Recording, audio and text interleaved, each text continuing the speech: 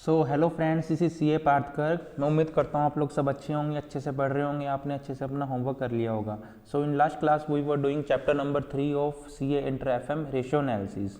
अभी तक हमने पढ़ा रेशियो चैप्टर के अंदर हमारे रेशियो की कवरेज हो गई थी। फर्स्ट लिक्विडिटी रेशियो हो गया था, सेकंड लीवरेज रेशियो हो गया था, थर्ड एक्टिविटी रेशियो हो गया था। एक्टिविटी रेशियो में हमारा थोड़ा सा पार्ट पेंडिंग था। आपको किसी भी टॉपिक में कोई भी डाउट हो तो आप मुझे यूट्यूब पे हमारी वीडियो पे आप कमेंट करके मुझे डाउट पूछ सकते हैं। मैं उम्मीद करता हूँ आपने सारी पहले वाली वीडियोस देख ली होगी, आपको अच्छे से समझ में आ गई होगी। So today we are going to start our last ratio of activity performance और turnover ratio, that is creditor turnover ratio. We have just completed debtor turnover ratio. अगर किसी को डाटा टर्नओवर रेशियो में डाउट हो तो आप मुझे YouTube पे कमेंट करके बता सकते हैं। सो our next ratio is that is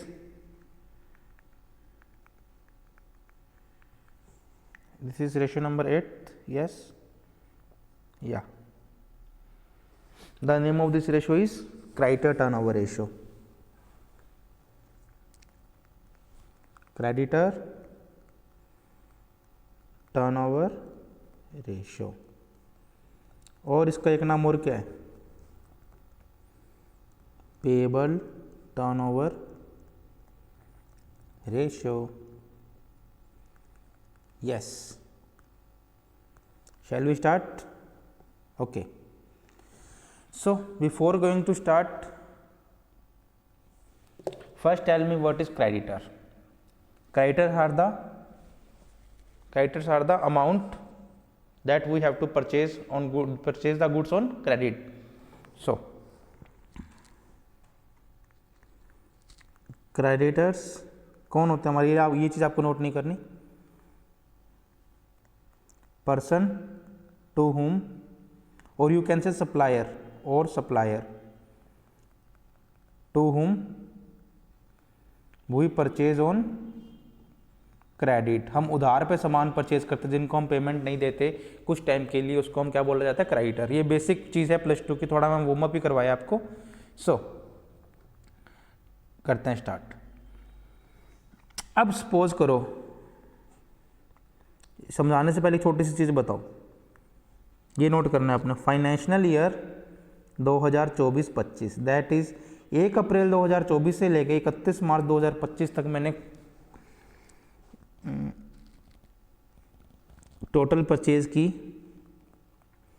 ये नोट कर लो आप,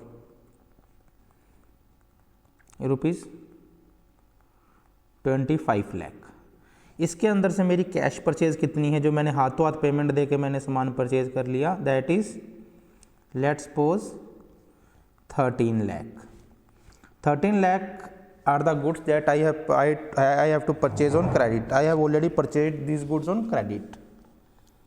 So what is my credit purchase? That is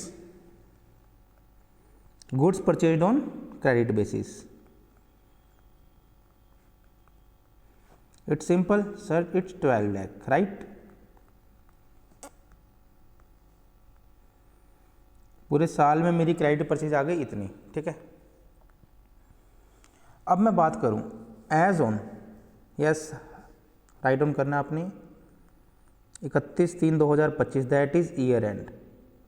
year end को मेरे पास क्या सिस्टम है? क्लोजिंग क्रेडिटर इज रुपीज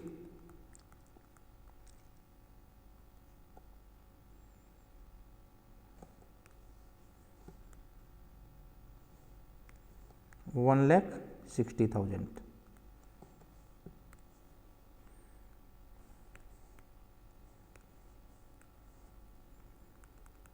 एक 4/2024 को, that is sir opening creditor.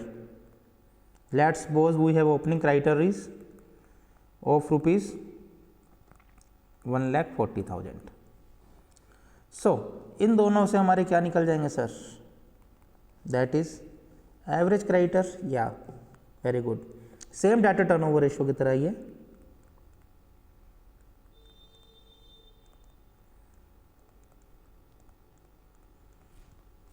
1,60,000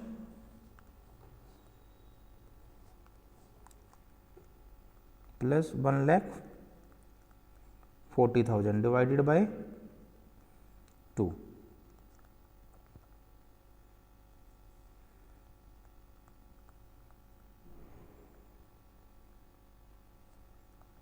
that is 1,50,000। Yes, यहाँ तक समझ में आया सबको? कोई डाउट? मैंने नॉर्मल एवरेज क्रेडिटर ही निकाले हैं। एवरेज क्रेडिटर का क्या मतलब हुआ कि मेरे पूरे साल के अंदर इतना अमाउंट तो आउटस्टैंडिंग रहता ही रहता है। 1.5 लाख रुपए कभी भी मैं बैलेंस शीट चेक करूँ, एवरेजली मेरे पास इतने लोगों की पेमेंट करनी रहती है। इसके ज़्यादा जो पेमेंट होती है वो मैं इमीडिएटली पेमेंट कर देता हूँ। क्रेडिट परचेज मेरी कैश परचेज को यहाँ पे थोड़ा सा करेक्शन कर लो बच्चों, इधर कर लो आप। Let's suppose 10 lakh.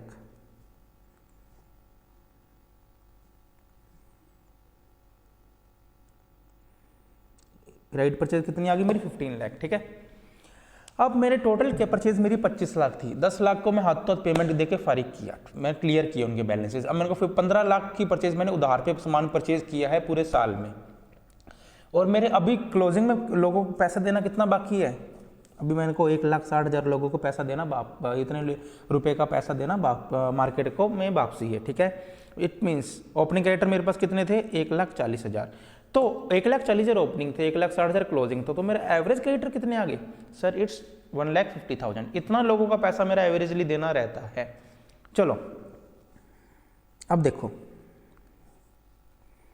कितनी बार मैं पेमेंट कर चुका उन लोगों की। सेम वही वाला डेटर वाला कंसेप्ट। क्रेडिटर टर्नओवर रेशियो कैसे आएगा?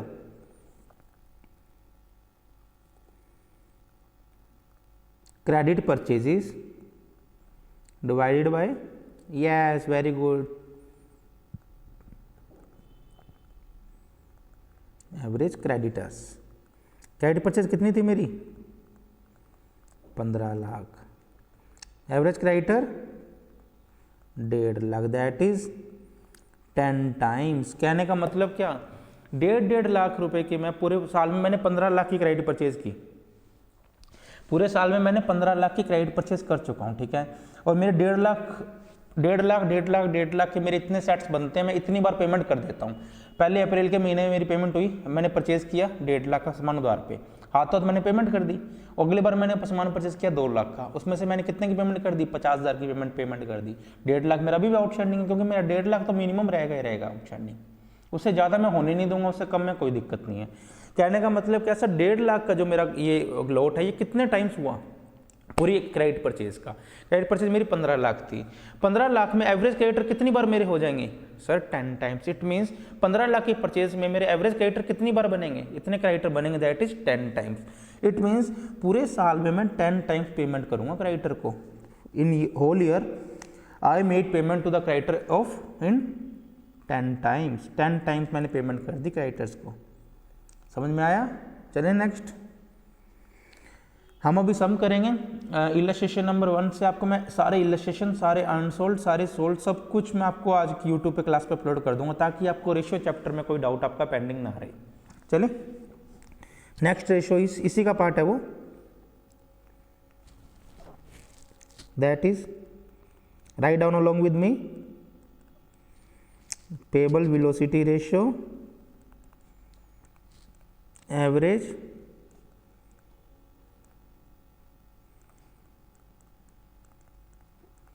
Payment period. कहने का मतलब क्या? मेरी बात सुनो, आप हर पूरे साल में 10 बार पेमेंट करते हो क्रेडिटर्स को। आपने क्रेडिटर टर्नओवर रेशियो निकाल दिया, 15 लाख की परचेज थी आपकी पूरे साल में, 1.5 लाख के क्रेडिटर हमेशा ही खड़े रहे हैं। मींस आपने क्रेडिटर को कितनी बार पेमेंट करी, कितनी बार साइकिल घुमा क्रेडिटर्स का? सर 10 टाइम्स मैंने पेमेंट कर दी है, चाहे मैंने 1 रुपये की पेमेंट करी हो, चाहे मैंने ज़्यादा ही करी हो। मीन्स एवरेजली मैंने 10 टाइम्स पेमेंट की है पूरे साल में, अप्रैल से लेकर मार्च तक। ठीक है, अब सपोज करो इसमें क्वेश्चन में आपको कितना है,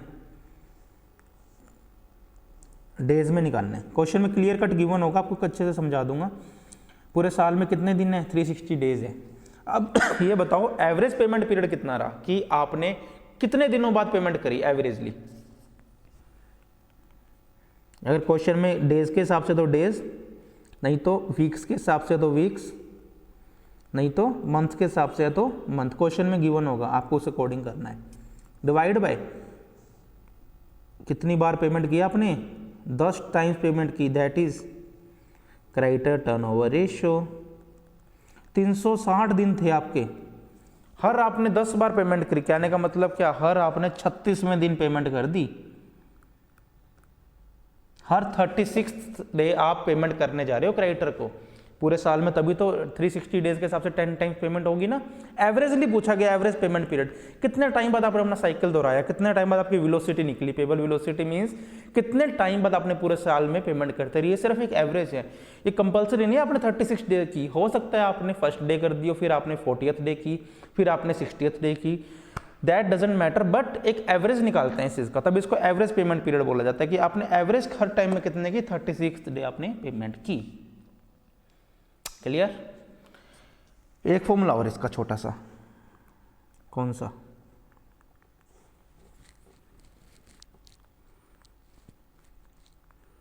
average account payable divided by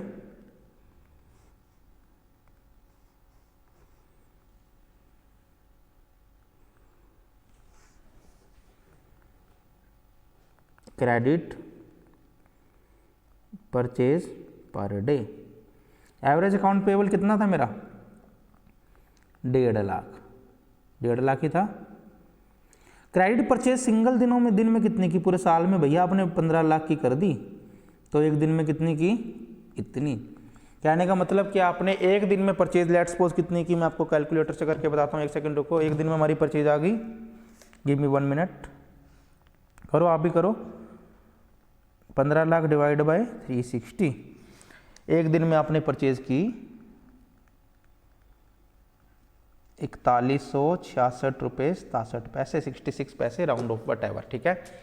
रोज की आपकी 4166 रुपए की आपने परचेज गुड्स करते रहे। क्रेडिटर कितने खड़े होते रहे, 1.5 लाख, इसके ऊपर आप होने नहीं दोगे, हाथों हाथ पेमेंट कर दोगे।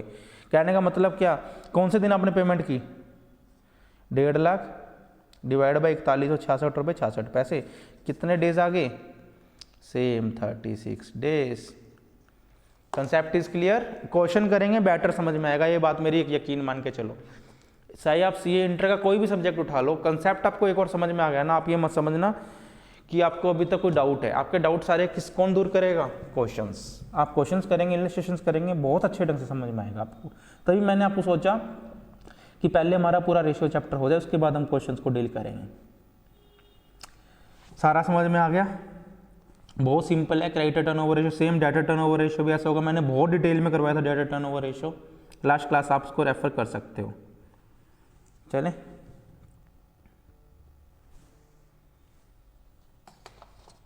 Give me 1 minute please.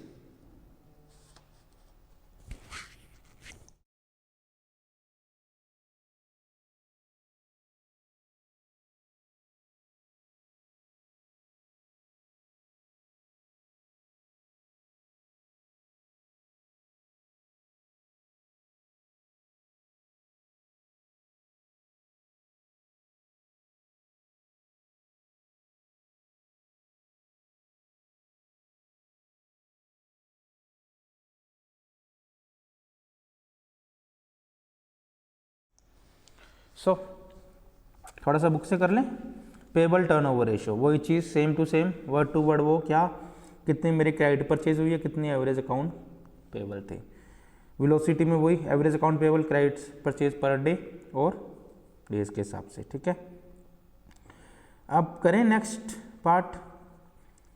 We have completed total 3 category among 4 categories. First is liquidity ratio, जिसमें 4 रेशियो थे, current assets, current liability, quick ratio and working capital ratio.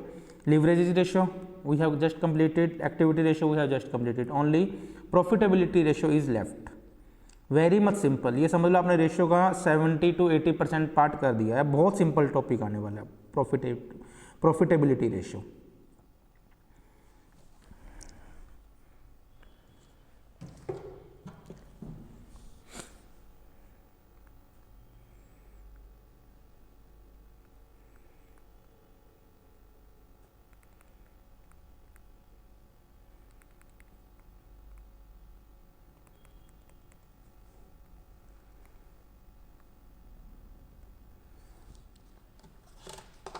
सो करें, बहुत सिंपल, आपको कुछ नहीं। सबसे पहले मुझे बताओ प्रॉफिट एंड लॉस स्टेटमेंट किसी को याद है जो हमने फर्स्ट क्लास में किया था?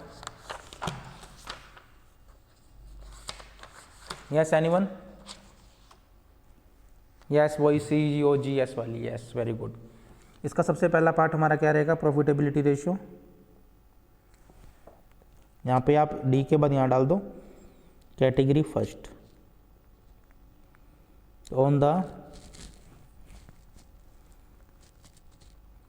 Basis of sales. अब ये बताओ, एक बार +2 के अकाउंट्स वाला अपने माइंड में पिक्चर करो। +2 में अकाउंट्स में हम क्या बनाते थे सर? ट्रेडिंग एंड लॉस और profit and loss account. Yes, किसके बेस पे कर रहे हैं हम? On the basis of sale. कौन सा रेशियो कर रहे हैं? Profit, profitability. अब मुझे सिंपल सी एक बात बताओ, ट्रेडिंग सेल्स कहाँ से निकलती है हमारी? ट्रेडिंग अकाउंट से और प्रॉफिट एंड लॉस अकाउंट से हमारी सेल निकलती है। हम कुछ भी सामान को परचेज करेंगे तो ही हमारी प्रॉफिट आएगा, सेल करेंगे तो ही प्रॉफिट आएगा, सेल। अब कौन सा प्रॉफिट सबसे पहले आता है? Gross profit, very good. इसकी कैटेगरी नंबर छोटा ये दे दो, ग्रॉस प्रॉफिट रेशो। मेरा ग्रॉस प्रॉफिट है 10,000 रुपये, लिखना नहीं है। सेल मेरी कितनी है? 1,00,000 रुपये। तो gross profit ratio means sale का कितने % ग्रॉस प्रॉफिट हुआ, कैसे निकालोगे? GP divide by sales into 100, that is 10%। बस इतना सही करना है, बहुत सिंपल है। ग्रॉस प्रॉफिट रेशियो कितना आया? सेल की, मेरा ग्रॉस प्रॉफिट सेल का कितने % है? On the basis of sale है ना। Second, NP ratio, net profit ratio, किसके बेसिस पे? On the basis of sale. Sale का कितने % है मेरा? क्या चीज सर? Net profit into 100।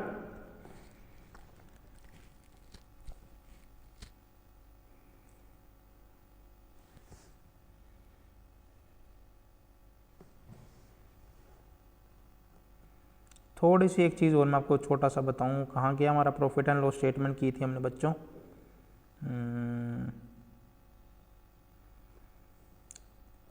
क्या मैं इसको कॉपी कर लूँ वहाँ पे?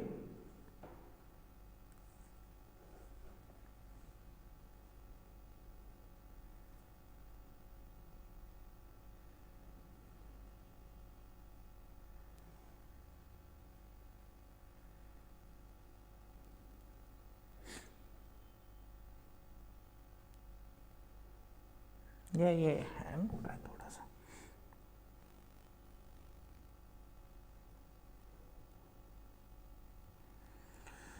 हाँ, आप बस वहाँ से रेफ़र कर लेना, आपको समझाने के लिए मैं यहाँ पे पेस्ट कर रहा हूँ।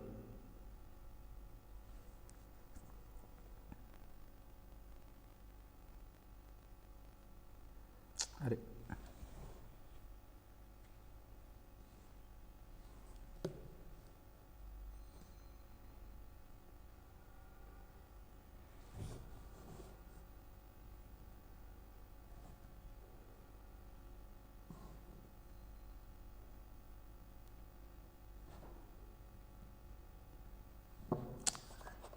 there is a technical glitch, give me 1 minute please.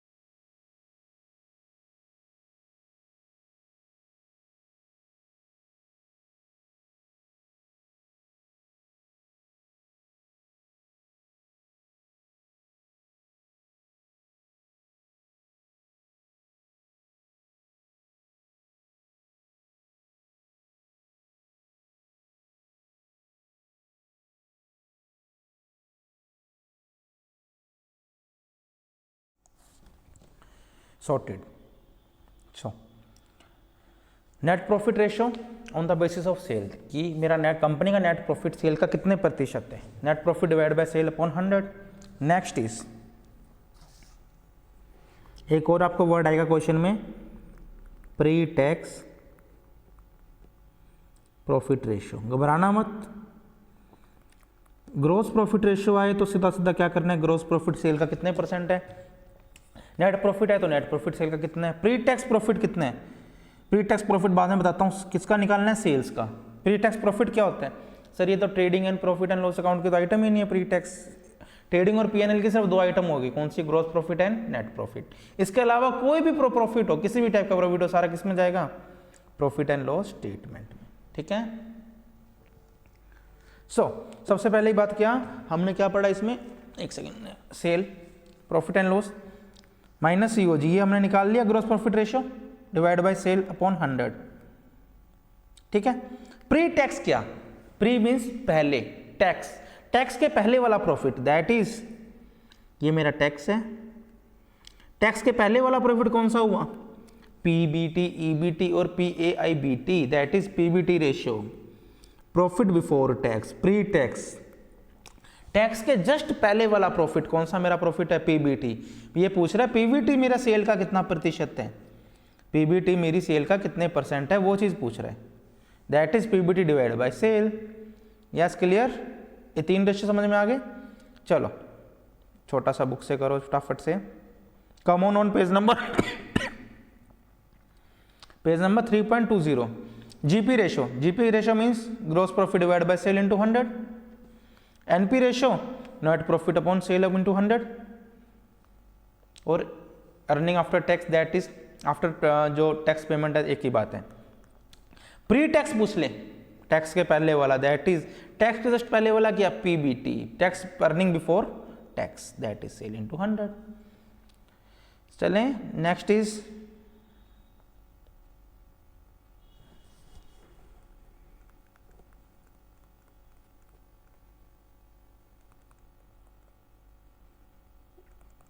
Operating profit ratio. Operating profit ratio means क्या, what is operating profit, sales minus COGS minus operating expenses. सबसे पहले operating profit ratio, operating profit कहां से आएगा, किसके ऊपर पूछ रहे हैं, सेल्स के ऊपर ही पूछ रहे हैं ना। ऑपरेटिंग प्रॉफिट मेरे सेल का कितने प्रतिशत है। अब यहां पे एक छोटा सा नोट दे दो, ऑपरेटिंग प्रॉफिट का दूसरा नाम क्या होता है, EBIT, earning before interest and tax. Operating profit, operating profit क्या, किसी भी बिजनेस में मुझे परचेज माइनस कर दो, सीओजीएस माइनस कर दो, ग्रोस प्रॉफिट आ गया, ग्रोस प्रॉफिट में से मेरे बिजनेस रनिंग के खर्चे माइनस कर दो, मेरा that is operating profit, EBIT। इसको निकाल लेंगे कैसे, EBIT और ऑपरेटिंग प्रॉफिट को कैसे निकालेंगे, क्वेश्चन में कई बार यूज होगा इस चीज को, तभी हम आपको नोट करवा रहा हूं। सेल्स में से क्या माइनस कर दो, COGS, तो मेरे पास क्या आ जाएगा, ग्रोस प्रॉफिट। ग्रोस प्रॉफिट में से क्या माइनस कर दो, operating expenses, that is EBIT और ऑपरेटिंग प्रॉफिट। ये हम प्रॉफिट एंड लॉस स्टेटमेंट आपको फर्स्ट क्लास में करवाने का मेरा मोटिव यही था कि आप इससे थोड़ा सा फैमिलियर हो जाओ। दैट इज PBIT मेरे सेल का कितने प्रतिशत है, इसको और क्या बोला जाएगा, यहां पे लिख लेना, ऑपरेटिंग प्रॉफिट। क्लियर बच्चों। सेल के ऊपर पूछे क्या क्या, सेल, जीपी मेरे सेल का कितने प्रतिशत है, नेट प्रॉफिट मेरे सेल का कितने प्रतिशत है, प्री टैक्स कितना है और ऑपरेटिंग प्रॉफिट कितना है। सेम वही 4 चीजें निकाली मैंने, जीपी निकाल लिया, ऑपरेटिंग प्रॉफिट निकाल लिया, और एक सेकंड प्री टैक्स निकाल लिया, और नेट प्रॉफिट निकाल लिया। इन चारों के नाम है अलग अलग। चलें, चारों रेशियो समझ में आ गए, कुछ भी नहीं थे, बहुत सिंपल थे। सारा का सारा प्रॉफिट एंड लॉस स्टेटमेंट को आप रेफर करके कर सकते हो, बहुत सिंपल है, बहुत सिंपल। चलें अब आ जाओ, उसी के बाद थोड़ा सा एक्सपेंस रेशियो, वो आपको मैं बुक से करवा देता हूं।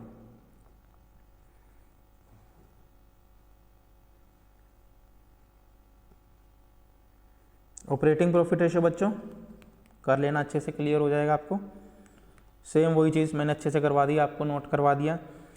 एक्सपेंसेस रेशो, ये तो कुछ भी नहीं है। एक्सपेंस रेशो किसका, आपने ना अपने बिजनेस में सेल करी 2 लाख रुपए और आपने खर्चा कितना कर दिया 50,000 रुपये।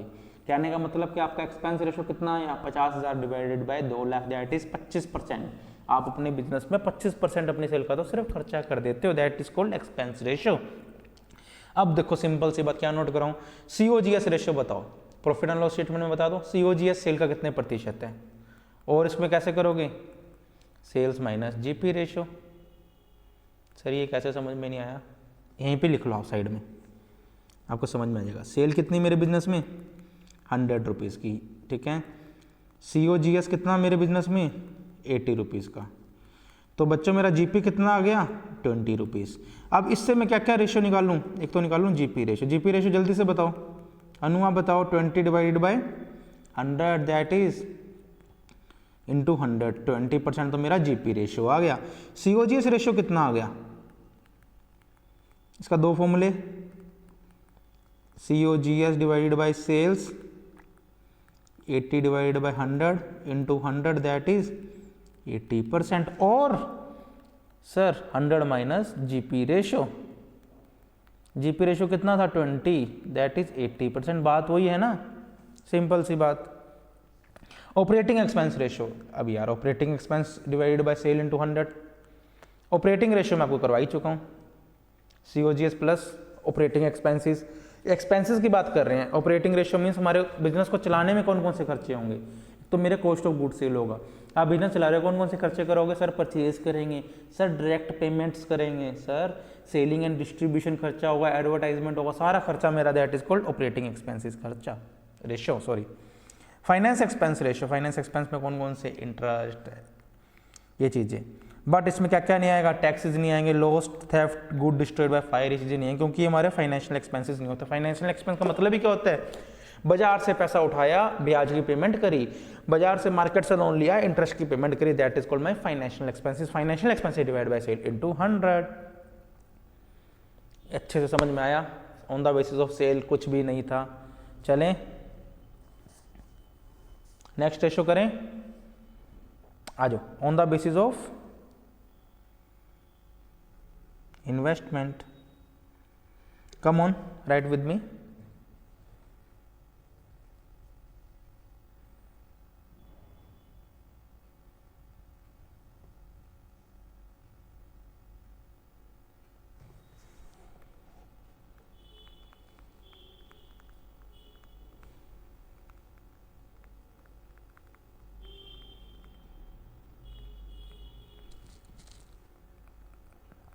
On the basis of returns and investment, same यही हेडिंग दोगे आप। रिटर्न क्या होता है कि आपको बदले में आपने जो टाइम लगाया अपनी स्टडी पे, बदले में आपको क्या मिल रहा है, रिजल्ट, ये आपको रिटर्न है। मींस कुछ भी बिजनेस में करने के बाद मुझे उसके बदले में क्या चीज मिल रही है, that is called return. Simple शब्दों में तो रिटर्न का मतलब यही हुआ। यस चलें आ जाओ। फर्स्ट इज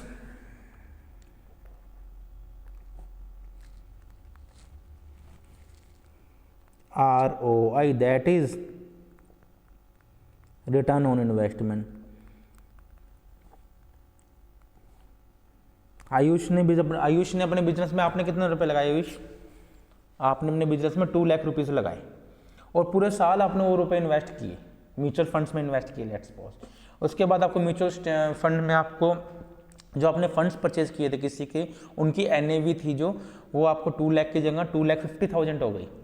तो क्या रिटर्न मिला आपको 50,000, 2.5 लाख आपको वापसी मिला, 2 लाख आपको आपने लगाए थे, 50,000 आपकी रिटर्न होगी। तो रिटर्न कितनी हुई आपको, मतलब आपने कमाया कितना, return on investment 50,000 divided by 2 lakh, 50,000 आपको मिले 2 लाख लगाने की वजह से, इंटू 100 दैट इज 25% आयुष ने पैसा कमा लिया, that is called return on investment या रिटर्न ऑन योर सेविंग्स। चलें, रिटर्न ऑन इन्वेस्टमेंट का मतलब क्या, फॉर्मूला लिखो इसके, रिटर्न या अर्निंग, आयुष को कितनी हुई थी 50,000 रुपये, divided by investment, 50,000 divided by 2 lakh लिखा था ना। ये तो सिंपल सोबर सा फॉर्मूला बन गया, बहुत सिंपल है। सम करेंगे स्पीड पे इतने फास्ट होंगे आपसे सम ये वाले सारे। चले ठीक है।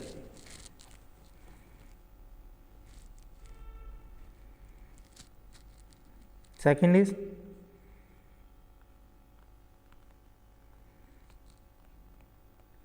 Net return after expenses. कई बार आपको एक्सपेंसेस भी दिए होंगे अपॉन इन्वेस्टमेंट। एक आध क्वेश्चन है तब करके मैं आपको अलग से लिखवा रहा हूँ इस चीज़ को, समझ में आया।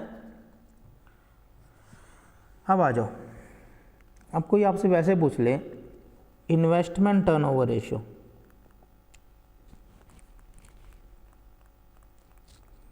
टर्नओवर रेशियो याद आया कुछ?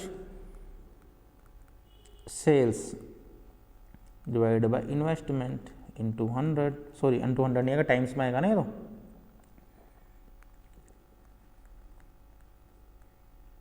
जो भी आएगा टाइम्स लिख लेना, मैं बताता हूँ उसको क्या मतलब हुआ। हर्ष ने अपने बिजनेस में रुपए लगाए 2 लाख रुपए, 2 लाख हर्ष ने बिजनेस लगा के इस साल पूरी बिजनेस में इसने सेल कर दी 10 लाख रुपए। इन्वेस्टमेंट कितने टाइम्स ज़्यादा हुई है सेल के? सेल कितने टाइम ज़्यादा हुई इन्वेस्टमेंट के? Sir 5 times. सिंपल कंसेप्ट है, sales divide by investment, that is investment turnover ratio कितना आया?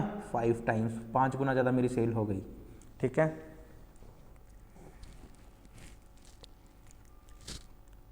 प्रॉफिटेबिलिटी रेशियो,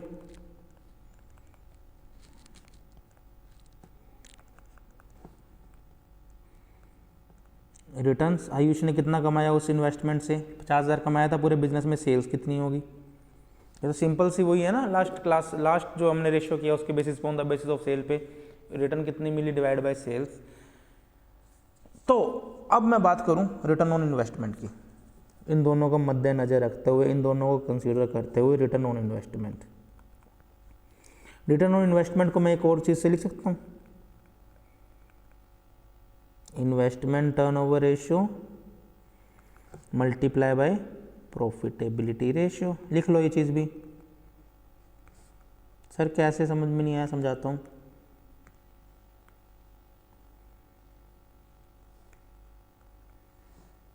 इन्वेस्टमेंट रेशियो का फॉर्मूला बताओ, इन्वेस्टमेंट टर्नओवर रेशियो का बच्चों,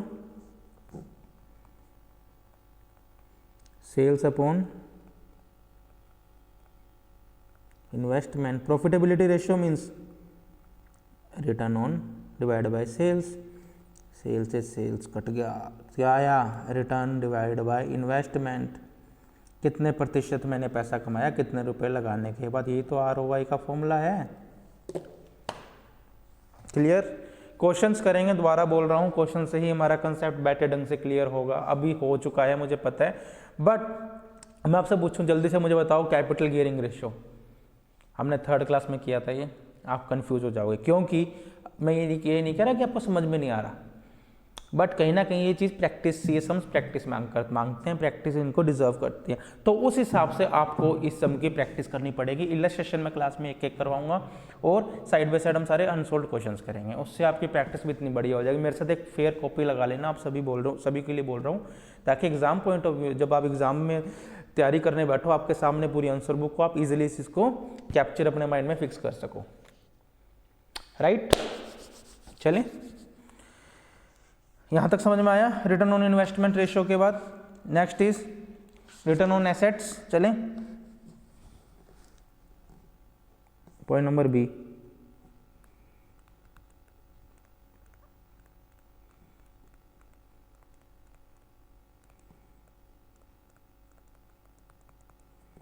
ROA, return on assets.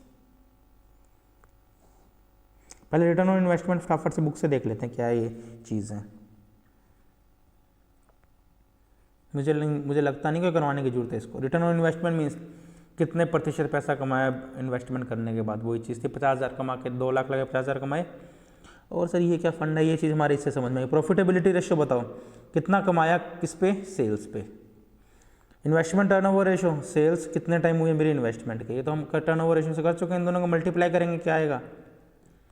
Sir ROI तो आएगा, ये भी मैंने आपको करवा चुका हूँ बुक में। चलें, 2 मिनट का ब्रेक दूं? यस, ठीक है, करेंगे थोड़ा सा और करेंगे।